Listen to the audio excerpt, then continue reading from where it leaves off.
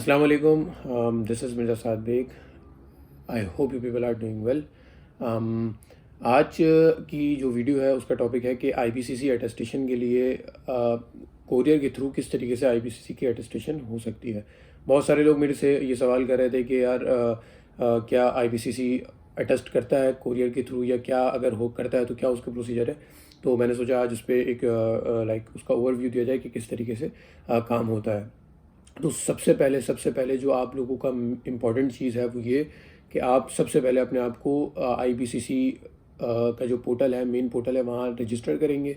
Register करने के बाद अपनी जो भी रेलिवेंट आपकी इन्फॉर्मेशन है वो सारी चीज़ें आप इन प्लेस वहाँ पे करेंगे। इन प्लेस करने के बाद आप जो है अपनी इन्फॉर्मेशन, पर्सनल इन्फॉर्मेशन डालने के बाद आपको आपकी फादर की इन्फॉर्मेशन भी डालनी होती है, जिसमें उनका CNIC नंबर, उनका नाम, उनकी जो भी उनका प्रोफेशन है वो, ये सारी चीज़ें उसमें आपको इन प्लेस करनी पड़ती हैं। दैन फिर उसके बाद आपको मज़ीद प्रोसीड करना होता है। प्रोसीड करने के बाद आपको सारे अपने एजुकेशनल डॉक्यूमेंट जो आपको अटेस्ट करवाने हैं उन सारी चीज़ों की डिटेल्स आपको वहाँ पे डालनी है फर्दर प्रोसीडिंग्स के लिए। और एक चीज़ आपको इंश्योर करना है कि जब भी आप अटेस्टेशन करवाएंगे तो उसकी वेरीफाइड कॉपी होना आपके पास लाजमी है। बहुत सारे लोग ये गलती करते हैं कि उनके पास वेरीफाइड कॉपी होती नहीं है और वो डायरेक्ट आ जाते हैं, कहते हैं कि यार आईबीसीसी से हमें अटेस्ट करवाना है। इवन मेरे पास भी इस चीज़ की कंप्लेंट्स आती हैं, वहाँ पे भी बहुत सारे लोग परेशान होते हैं। वो यही कहते हैं कि क्या हमारे डॉक्यूमेंट डायरेक्ट आईबीसीसी अटेस्ट कर देगा। अरे नहीं सर, ऐसा कोई सीन नहीं है।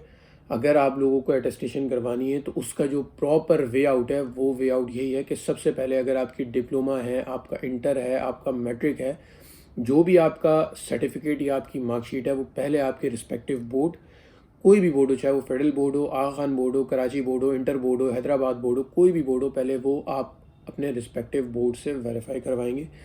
वो वेरीफाइड कॉपीज़ जो हैं वो आपको एनवेलप में मिलेंगी।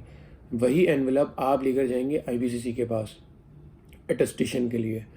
तो फिर उसके बिहाफ पे वो आपकी अटेस्टेशन करती है। तो ये जो है एक नॉर्मली लोगों की रिजर्वेशन या क्वेरीज आती हैं कि यार इसमें हमें क्या करना चाहिए, तो ये उसका सोल्यूशन है। अभी हम TCS के थ्रू बात करें तो TCS में भी सिंपली आपके वो जो एनवलप्स होते हैं वो आपको ऑफकोर्स TCS करने पड़ते हैं आईपीसीसी को। देन फिर उसके बाद वो आपको रिटर्न बैक करता है। तो सबसे पहले आपको मैंने बताया कि अपना वहाँ पे लॉगिन रजिस्टर करना है। देन फिर उसके बाद अपनी और अपने वाले साहब की डिटेल्स डालनी है। फिर उसके बाद आपकी एजुकेशनल क्रेडेंशियल्स, जो भी आपकी डिटेल्स हैं वो सारी चीज़ें आपको मेंशन करनी है। फिर उसके बाद जो आपका ऑप्शन आता है वो, उसमें 2 ऑप्शंस आपके पास आते हैं प्राइमरीली। नंबर 1 कि आपको वॉक इन करवाना है। सेकंड आपके पास ये ऑप्शन आता है कि आपको TCS के थ्रू करना पड़ता है। वॉक इन और TCS में सिर्फ फ़र्क इतना है कि एक आपका बाय फिजिकल अपेयर होकर कराना पड़ता है और एक आपको TCS यानी कोरियर सर्विस के थ्रू कराना पड़ता है।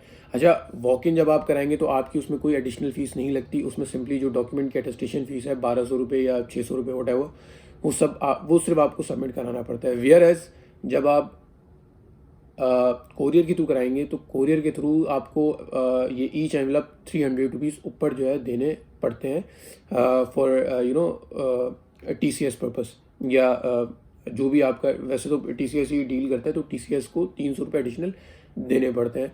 तो जब आप वो सारी चीज़ें कर लेते हैं, अपॉइंटमेंट बुक करा लेते हैं, तो फिर आपको अपने सारे document along with envelope send करने पड़ते हैं आईबीसीसी को थ्रू TCS।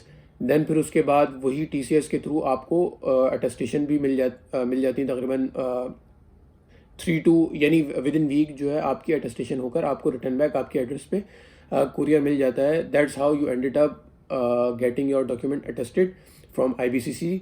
और मोफा से भी होता है सेम। मोफा का भी यही प्रोसेस है कि आपको जो है TCS के थ्रू अपने डॉक्यूमेंट वहाँ पे सेंड करने पड़ते हैं और मीनवाइल वो आपको रिटर्न बैक करते हैं। तो ये एक छोटा सा सिंपल सा प्रोसेस है कि वॉक इन के थ्रू मैं ऑलरेडी आपको पहली वीडियो में बता चुका हूँ, और जो नॉर्मली हमारा TCS के थ्रू होता है वो आज मैंने अपनी इस वीडियो में उसका एक ओवरव्यू दे दिया है। आई होप कि ये आप लोगों के लिए बहुत मीनिंगफुल रहेगा। इसके अलावा अगर मैंने कोई पॉइंट मिस कर दिया हो या कोई भी ऐसी चीज़ हो या आपके कोई सवाल हो तो let me know in the comment. I would love to address your queries. So मिलते हैं फिर इंशाल्लाह आपसे नेक्स्ट वीडियो में। Thank you.